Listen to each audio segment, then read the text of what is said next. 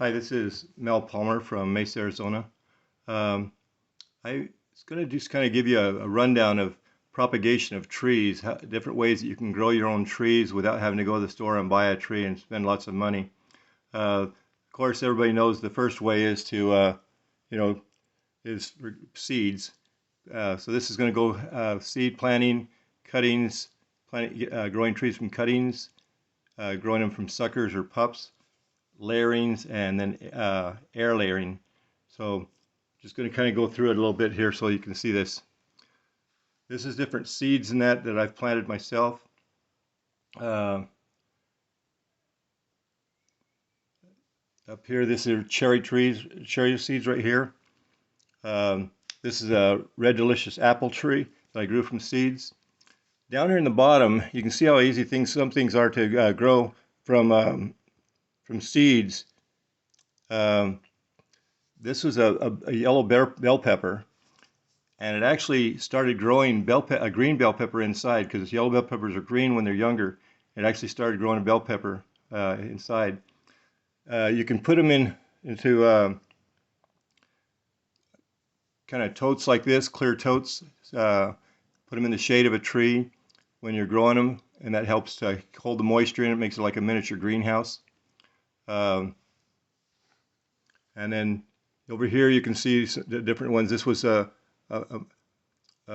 mango tree, and then this is what it was about a month later. Uh, and these are the curry seeds here in the middle here. That's the curry seeds. So there's a lot of different ways you can grow different plants. This is talking about the seed method, growing them from seed. Here's kind of seeds continued. Up here in the top, it shows what a macadamia nut looks like when it's on the tree. And then you cut it off, and I cut half of the seed off here so you can see what it looks like inside. And then you have to break that husk to actually get the nut out of the inside, but you want to plant the nut when it's in the shell. That's what you plant, and this is what this is here. I put it into a baggie with some vermiculite, and you want to make it moist. You don't want it wet, so if you think about a sponge, you get a sponge wet and then you wring the water out, and so it's moist. That's kind of what you want the vermiculite or the soil that you have inside the baggie to grow. And then this is what it looked like after it started growing here, after the tree started growing. This is an avocado pit. It has a brown husk on it. The brown husk, you want to try to peel that off if at all possible. Just try not to damage the pit too much. And then the larger round inside goes down into the soil. Some people put toothpicks in them and put them in water. You can do it that way to start it, but I always just put them right directly in the soil and leave the top part of the pit showing, and just keep it wet until now to get roots underneath the ground, the roots can be growing and you won't see them, and it takes about 2 months for the roots to grow. And then the stem that comes out the top, it can take about 3 months before you start to see the stem come out the front. This is just kind of a little cartoon here. Oops, a little cartoon here shows you're putting the seed into a dark area. It thinks it's dying, but it's actually going to sprout. And then when it sprouts, it's all happy. Once you put a seed into the dirt, though, you want to make sure and keep it wet, because if it starts to get wet and starts to sprout and then dries out, it'll kill it and it won't grow. And these up here are jaboticaba trees. Probably a lot of people haven't heard of jaboticaba. Jaboticaba is what they call a Brazilian grape tree, and those are planted from seed and growing of seeds. These down here are black sapote seeds that I ate a black sapote fruit, and those are seeds that came out of one fruit. Now, some seeds are what they call monoembryonic, and some of them are polyembryonic. Monoembryonic means one tree will grow from that seed. Polyembryonic means you can have more than one tree grow from the one seed. So that's a mango seed, and you can see the different sections in the seed there, and each section could actually grow a seed. And when you have a polyembryonic seed, I got 3 mango trees from one of those seeds one time. 2 of them will be true to seed, true to fruit, so they'll be a clone of the parent tree, and 1 of them won't be. Usually the stronger ones are the ones that are true to fruit. And then down here you can see here's the mango, here's the inside of the mango, and then you have to take that hard shell off. And inside, when you get the pit out, it's going to have kind of a brown membrane around it. You want to peel that off at all possible. Sometimes they come off easy, sometimes they come off hard. But if you leave that on, it can actually cause it to mold easier, and so it's better to get it off if you can get it off at all. Then here's the cuttings. Here's another way you can grow trees. These up here are sugarcane cuttings. You don't have to grow them like this, where they're standing up. You can actually just put in the ground like this, where you have one joint or two joints on each cutting. And then over here are some Nixon peace figs. They were just cuttings that I cut off, and then what I do is I cut them off, and then I cut one side of the bottom of the cutting to where I expose what they call the cambium layer, and I'll show you a picture of the cambium layer a little bit later here. But here's a Santa Rosa plum cutting. Here's a Golden Delicious apple cutting, and these are Fuyu persimmon cuttings. And then there's a passion fruit cuttings down here. But it's great to have these, be able to produce trees by just seeds and cuttings. And then here's some different rooting hormones that I use. As soon as you cut them off, you want to leave them in water. And I take a gallon of water and I put 1 aspirin, okay, and then 2 tablespoons of vitamin B1 in the water. And the vitamin B1 is a transplant shock and helps for rooting. And then the aspirin actually accelerates root growth on the different things. They use aspirin in a lot of these rooting powders. You can use a rooting powder. I've had good luck just taking a piece of aloe vera or aloe, and this isn't aloe vera. You can tell it's not aloe vera because this is orange on top. If it's yellow on top here, then it would be aloe vera. This is aloe aberrantia. But there's a lot of different things you can use for rooting hormones. Take a branch of willow tree and put it into water. Aloe vera, aspirin, honey, bananas, onions, cinnamon. There's a lot of different things you can use for rooting hormones to accelerate the root growth when you're doing cuttings. Then the next way that you can propagate trees is from graftings. Now if you look right here, you can see this branch here that I grafted here, and then it's split off and it's grown. This was just a cutting, real short cutting down here, and it's actually split off. Now this picture was taken quite a while ago. It's even larger now and could possibly get fruit this year. Usually takes at least a year or two before you get fruit when you grafted a cutting on. And there's a lot of different cutting methods you can use. This is the rootstock, that's the part on the tree that you're grafting to. If the cutting is smaller than the branch that you're cutting it, fasten it to, then you want to at least have one side matched up. And let me use my pen here to point with. It might be a little bit easier. But this green layer here is what they call the cambium layer. You got the bark on the outside, the cambium layer, and then the whiter area in here. You want to match up the green area here with the green area here, because that's what's going to fuse to get the two together, and then it'll scar over. And then you want to cover it with grafting tape, like shown down here. You want to cover this whole area with grafting tape, and usually I cover the whole what they call a scion. This stick that you're grafting onto is called a scion, and that's what this is here. And so make sure at least one area of this cambium layer is lined up, so that it's going to fuse together. You want to do several different cuttings. I've had usually I get pretty lucky and had about 50% of the cuttings that I've grafted to the trees work and go. So that's why I say do several of them, because not all of them are going to take. And this just shows some different techniques. You got your whip graft, your four-lap graft, your cleft graft. That's the most common, the cleft graft. But if you're doing a stump that's been cut off and you're trying to add to it, then is what you want to do. You want to slit it down here, then force the scion down into here. Then you want to wrap it real tight with some kind of tape or rubber bands and that. Type it up real tight so it's not going to, and then you want to seal it. You can either seal it with the grafting tape, or you can seal it with a wax. And sometimes I've used just you go to Home Depot or Lowe's and they have the wax rings for the toilets. You can actually cover that with that wax ring. If it gets real hot, it'll melt, but it'll seal out where the water won't get in there because you don't want water to get in there to cause it to mold. And this is suckers and pups here. Your suckers and pups, see a banana, when you plant a banana, you'll get a pup off the side here. And this pup, a lot of times people will take them out and there's another small pup growing down here.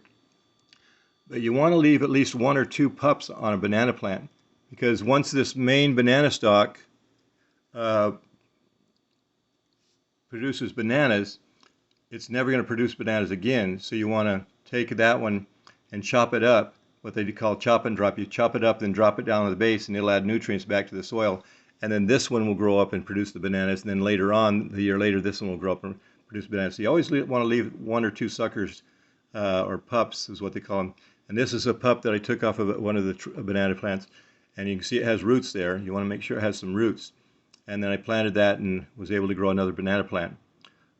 This over here is a jujube tree. Jujube trees will shoot out suckers also, lots of suckers, and produce more jujube plants.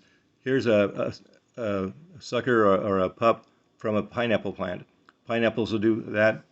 And then over here is an aloe plant, and you can see around the base inside here, it's shooting up all these little pups in here, little suckers. And once they get a little bit bigger, you can pull those out of there and put them into another pot and have them for somebody else, or you can put more. And that's what I use, is I cut these up and use the sap inside there to do my cuttings so that help them root out better. Now, layering is what they call, is where this is a strawberry plant. If you take the strawberry plant, it shoots off these little runners on it. You put that in the dirt, and it's gonna produce another strawberry plant. And this here is it's in the wintertime here, and this is just taken just the other day. But this is boysenberry, and you can see where I covered up the vine right here. So the vine's covered up, and then this one here, it'll shoot out another one and grow. You can do that, or you can take a branch of a tree. I've done this with fig trees, where you just take the whole branch, stick it down to the ground, and hold it into the ground, and then eventually it'll start growing, and it'll root out, and you can cut it off here, and then dig that up and put it in another location, and grow another fig tree or other types of trees. And this is showing how this is what basically the jujube does. It shoots out and shoots up a root, and then you can cut it off here and dig up the roots, and you can have several other trees for friends or for family, or if you want more trees. Then there's air layering. Air layering, you remove the bark all the way around a branch for about depending on how big around the branch is, but for about 1/2 inch to 1 inch. You remove the branch, remove it all the way around. Then I rub aloe on it, aloe vera onto there, all the way around that section. And you want to scrape it with a knife to make sure you removed all of the cambium layer, because if there's a cambium layer, it'll fuse over and it'll grow back. But if you don't want it to grow back, so you put that aloe on here, then take a baggie full of soil. Now I use 80% peat moss, 20% perlite, and I put it inside the baggie. There's a lot of different things you can use. And then you put a slit on the baggie like this. Again, you want to have it moist, not wet. And then once you put that around there, you seal it off where this is the branch is in the middle of the baggie, and then you tie it off real tight. Then you want to cover that with either black plastic or foil, and then mark the date when you did that air layering. Now, air layering is different than layering, because the layering is down in the ground. Well, air layering, basically you're taking the dirt and the soil up into the air, and that's why they call it air layering. And you can use a baggie like that, or you can use what these air layering pods that they have here. And the air layering pods, they have different ones. Some of them are clear on the outside. These ones are black. Now I get the ones that have clear on both sides, or at least one side, so you can see the roots growing inside. It usually takes about 4 to 8 weeks for most branches to start growing roots inside here. This is a jaboticaba tree here. Jaboticaba is going to take probably 6 months to a year to form roots, because they're a real slow growing tree. It depends on how fast the growing tree it is, how fast it's going to form roots. But here's a white Asian guava that I did from an air layering, and this is a lemon tree that I did from an air layering. I have approximately 10 to 20 air layerings go on trees all the time, so I can produce more trees for friends, family, and for if I want more trees for myself. There's different mediums of soil and fertilizers you can use. These are just some of them. Again, I said I use mostly peat moss and perlite for the air layerings. And you can also use vermiculite in a baggie to put seeds in to sprout them out. I've done a lot of seeds where I put them in to have moist vermiculite in a baggie in a like my pantry until they sprout out, and as soon as they sprout out, then I put them into a pot. You want to use some fertilizer, manure, and there's I use an organic fertilizer. This is what I use. But some trees need a lower pH. So like blueberries want about a 4.5 to 5 pH. And that's why most people have trouble with blueberries growing, because if you try to stick them in the ground in Maricopa County, Arizona, our pH is 7.5 to 8.5, and they're going to die. But if you put them in a pot and you use peat moss is about a 5.5 to 6.5 pH, and if you add a little bit of sulfur to it, then it'll drop the pH. Also, you can add gypsum to trees, and it'll drop the pH. Gypsum is I use around my avocado trees. I'll put like 4 pounds around a mature avocado tree, and gypsum softens the soil. It has sulfur in it, so it actually drops the pH of the soil, and it also has a chemical in there that helps get rid of the zoospores in the water that can cause root rot. And then you can use the soil sulfur too and add to the ground to lower the pH. You can use a meter, a pH meter, to test the soil, and it tells you what the pH is of your soil. Now, this is what it's talking about, pH. Blueberries are going to want to be down this area. Jaboticaba trees, the Brazilian grape tree, wants to be around this area. Some things can go higher, but in Maricopa County, our pH is up in this area, 7.5 to 8.5. And so that's why you usually want to drop the pH down. And depending on the pH also means what it's going to do about absorbing nutrients. Because you can see here, most plants want 5.5 to 7.5. You can see here, if it gets above that, it's not going to absorb the iron. It's not going to absorb copper and zinc.